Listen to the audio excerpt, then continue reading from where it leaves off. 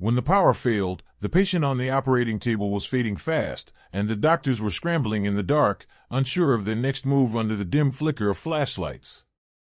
But night nurse Clara Bennett stood steady, unfazed by the blackout, her composure a beacon in the chaos. Darkness was no stranger to her. As the backup generator sputtered and failed to start, Dr. Carter declared, "We can't continue the surgery." Clara, gripping the surgical tools with unwavering resolve, replied, "No, we keep going." In the next 45 minutes, everyone at City General Hospital would discover the true mettle of Clara Bennett, a woman who wore a nurse's scrubs but wielded the power of unshakable determination. Welcome to Unsung Heroes. Drop a comment below to share which city you're joining us from, and don't forget to hit subscribe. Clara Bennett was the cornerstone night nurse at City General Hospital. At 40, she had served there for 5 years, her record spotless, her presence quiet but commanding. Patients adored her warmth and patience, while doctors relied on her unflappable calm in any crisis. "Clara's our rock," said Dr. Marshall, chief of medicine. "No matter the pressure, she never falters." But Clara's steadiness wasn't born from standard nursing school, it came from a far more grueling forge. Clara's night shift followed a meticulous rhythm. Starting at 7 p.m., she checked patients, dispensed medications, and synced with doctors, but her assessments were anything but routine. She scanned each patient with a precision honed in high-stakes environments, spotting critical conditions before they escalated. Her colleagues marveled at her depth of knowledge. "Clara, how do you know all this?" they'd ask. "Experience," she'd reply, her tone clipped, her past a closed book. Unlike other nurses, Clara's kit wasn't just stethoscopes and thermometers. Her bag held military-grade medical tools, field surgical instruments, advanced monitors, gear built for chaos. Clara Bennett's story began 2 decades earlier. At 18, she enlisted in the Army, driven not by family legacy or financial need but by a deeper calling. As a child, Clara had lost her father to a factory accident. Rushed to a hospital, he died on the operating table when she was just 11. That day, she vowed, "I'll save others like him. No one will die on my watch." Joining the Army's Medical Corps, she excelled in basic training before being selected for the Elite Combat Medic Program, a 16-week crucible of extreme medical training under brutal conditions. Clara graduated at the top, mastering field surgery, power-free operations, and leadership in life-or-death scenarios. Her training went beyond first aid. "You're the one who decides who lives," her instructor, Sergeant Lopez, drilled into her. "No power, no doctor, no excuses, you save the patient." Clara internalized this, learning to operate by flashlight, monitor vitals with battery-powered devices, and deliver results with minimal resources. Her first deployment was to a remote outpost in Somalia, where she performed an emergency appendectomy by lantern light after a generator failed. In Yemen, she supported urban combat units, conducting complex surgeries in makeshift shelters. Her third deployment involved classified Special Forces missions, where she saved lives under the most extreme conditions. Over 15 years, Clara saved 92 critical cases, never losing a single one.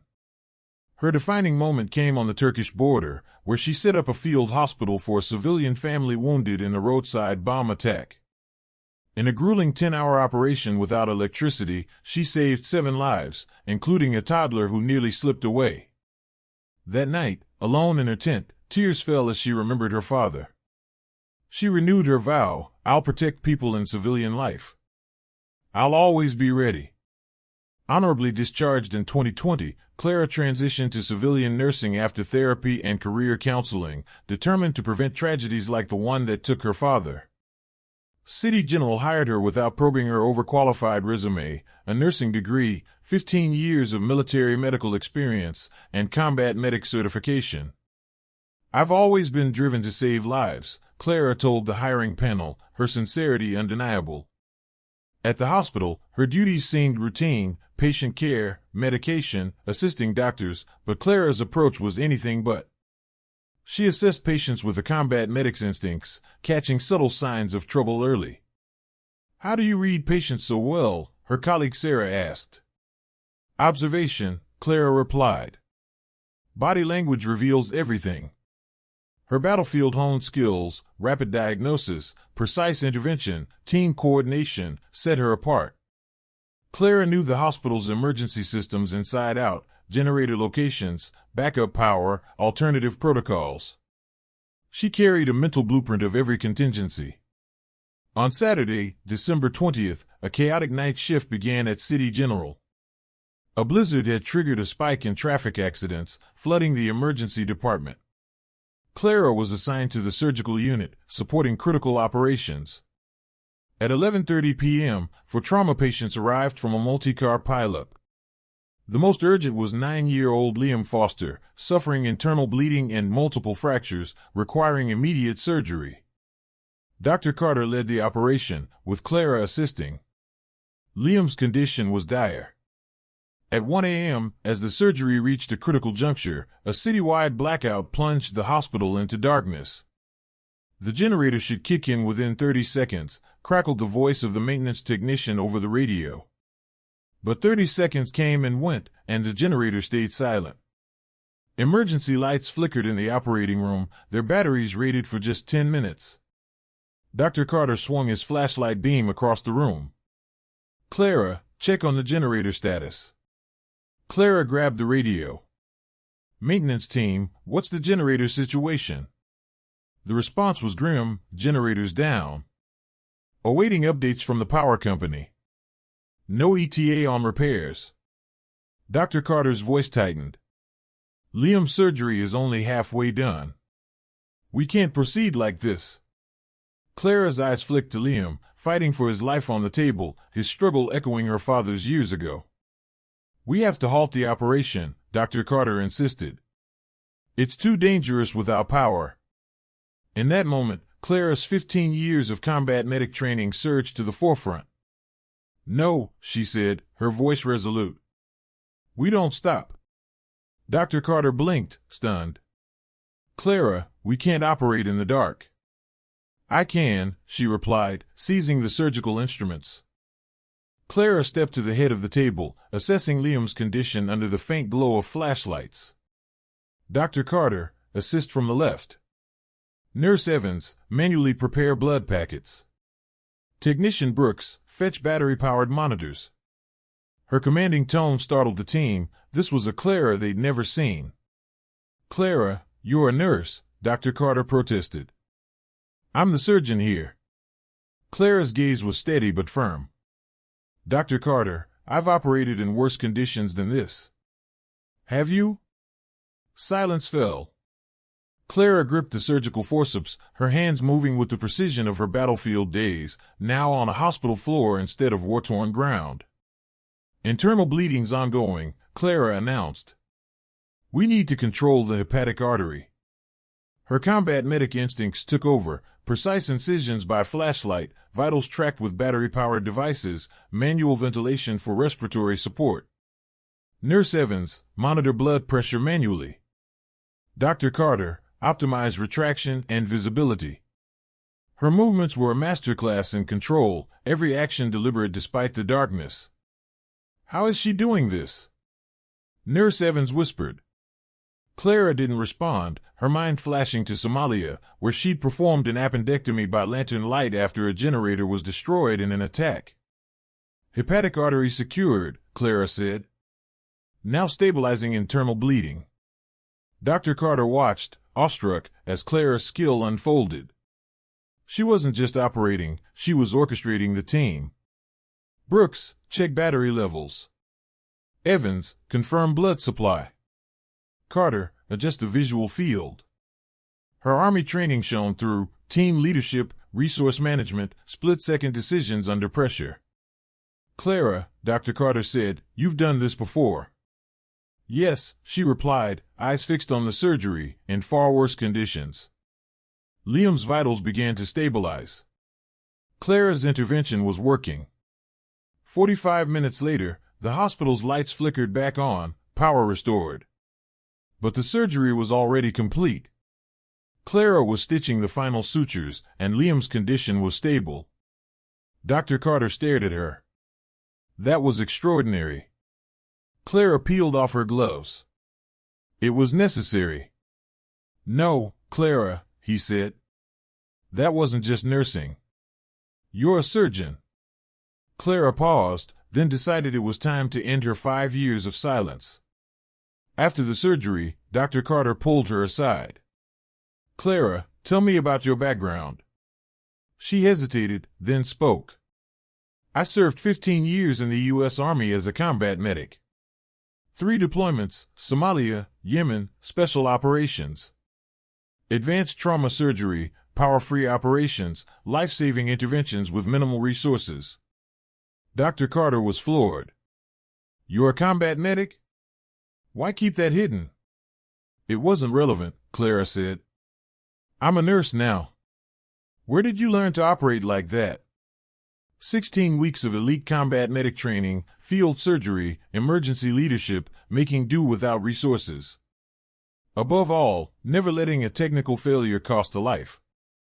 Why take the risk today? Dr. Carter asked. Clara glanced at Liam's bed. There was a 9-year-old boy fighting to live. I couldn't let a power outage take him, not like my father. By morning, Clara's story had swept through City General. Dr. Marshall, chief of medicine, called her into an urgent meeting. Clara, last night was remarkable. Thank you, Dr. Marshall, she said. But I need to know who you really are. Clara recounted her past, 15 years of military medical service, combat surgery, battlefield leadership. Dr. Marshall was stunned. Why work as a nurse? Because titles don't matter, Clara said. I'm here to serve people in civilian life. Clara, you're our greatest asset, Dr. Marshall said. Would you lead our trauma surgery unit? Clara hesitated. I belong in patient care. When Liam's parents, Mr. and Mrs. Foster, heard the story, they visited the hospital. Miss Bennett, Mrs. Foster said, you saved our Liam. How can we thank you? I just did my job, Clara replied. No, Mr. Foster said. Dr. Carter said Liam's odds were grim without your skills. When Liam woke and saw Clara, he asked, Are you the nurse who saved me? Yes, Liam. How do you feel? Good, he smiled. You're really strong. Clara grinned. So are you, Liam. Clara's story spread beyond City General. She began training staff in emergency medical techniques. Emergencies aren't about equipment, she told trainees. They're about improvisation, adaptation, and never giving up. Her program focused on power-free interventions, limited resource surgery, and crisis leadership, skills rooted in her combat medic days. The World Health Organization noticed, offering her a consultancy to develop disaster medicine protocols. Your field experience is unparalleled, they said. Clara agreed, on the condition she could remain in patient care.